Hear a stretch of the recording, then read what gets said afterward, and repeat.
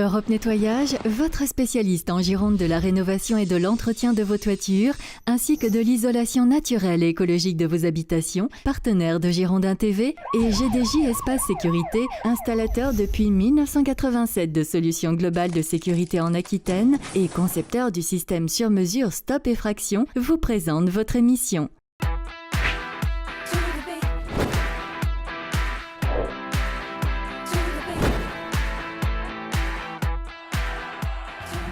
Bonsoir à tous, bienvenue dans le forum de Girondin TV. Cette semaine, nous allons refaire l'actualité du football et celle des Marines et Blancs, en particulier avec sur ce plateau et sous vos applaudissements, Denis Grandjou d'RTL. Salut Denis. Bonjour tout le monde. Alain Baudron, Gold FM, Girondin TV, The War Machine. Bonjour tout le monde. Il est présent sur tous The les War terrains. Machine est grippé un peu en ce moment. Un peu grippé la machine de guerre. Non, ça va, tout va Tu bien. crois plus, mais tu crois plus. On verra si j'y crois plus. Bon, d'accord. On va voir comment tu vas analyser les choses, toi.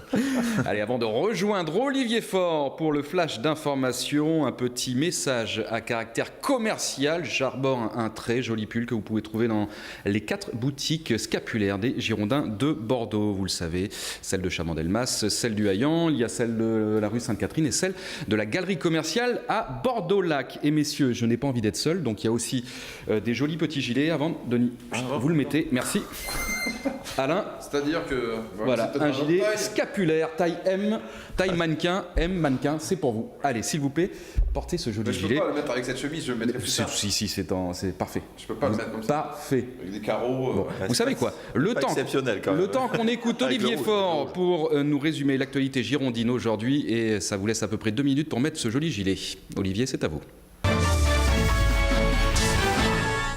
Bonjour Emmanuel, bonjour à tous. Les dernières infos des Girondins de Bordeaux. On rappelle qu'il n'y a pas d'entraînement ce vendredi pour les hommes de Francis Gillot. Ils retrouveront le terrain demain pour une séance à huis clos avant la prochaine rencontre de championnat et la réception de Saint-Étienne. Dimanche, coup d'envoi de ce match à 17h. On rappelle que Bordeaux est 9e au classement, à égalité de points avec Lyon. Les Stéphanois, eux, sont 4e. Côté bordelais, Cheikh Diabaté et Jussier sont encore blessés, et puis Julien Faubert et Lucas Orban, eux, sont incertains pour cette rencontre.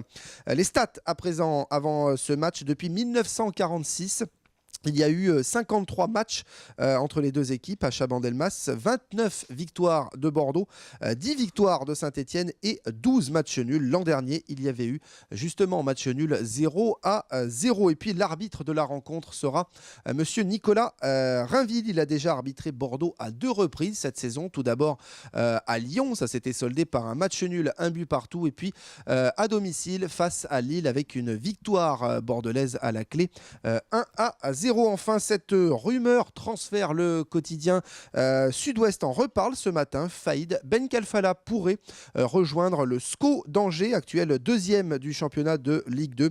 Le transfert pourrait intervenir très rapidement. Voilà pour les dernières infos. Merci Olivier, chose promis, chose due. Voilà, plan large, Benjamin, très joli gilet arboré par Denis Grandjou et Alain Baudron, des petits gilets scapulaires. Elle est magnifique. Voilà, à retrouver dans toutes les boutiques. En plus, c'est magnifiquement coordonné avec vos chemises aujourd'hui, messieurs. Je ne sais pas qui c'est qui a fait ça, mais c'est qui a fait le choix. Ah, c'est Denis Broudieu, c'est responsable. Il savait qu'on allait venir des chemises comme ça. Exactement. D'accord. Est-ce qu'on précise que si on porte pas ça, il y a des snipers dans les étages qui nous surveillent? On dit rien. Vous êtes de toute beauté comme ça, Denis. Messieurs, de quoi allons-nous parler dans cette émission? On va revenir malheureusement sur la Coupe de France, malheureusement parce que vous le savez, les Girondins de Bordeaux se sont fait éliminer face à un club de 5e division. On va parler de la Ligue 1 avec la venue de Saint-Étienne. Ce sera dimanche à 17h, et dans la revue de presse, beaucoup de sujets à évoquer. Pêle-mêle, la blessure de Falcao, une étude aussi qui a été publiée sur les centres de formation au monde, et on verra que les Girondins de Bordeaux s'en sortent plutôt pas mal. Les clubs les plus riches au monde, est-ce que le PSG en fait partie? La réponse dans cette émission. On va parler aussi de Monaco et la Ligue vers une sortie de crise, pourquoi pas. Faïd Benkhalfallah à Angers, c'est les rumeurs mercato du jour, on évoquera ce sujet. Et enfin, les supporters de l'Olympique de Marseille qui s'en prennent violemment à leurs joueurs. Mais tout d'abord, retour sur la Coupe de France. Messieurs, élimination, la honte. titré Sud-Ouest au lendemain de cette défaite. Alain de Wessler, le directeur général des Girondins de Bordeaux, lui aussi n'a pas mâché ses mots. Il trouve ça ridicule, grotesque. Votre sentiment? Vous étiez... non, vous n'avez pas commenté la rencontre, c'était votre c'était confrère, Julien pour Gold FM. Ouais. Mais vous l'avez suivi, bien sûr. Oui, je l'ai écouté. Vous l'écoutez. C'était un peu stressant.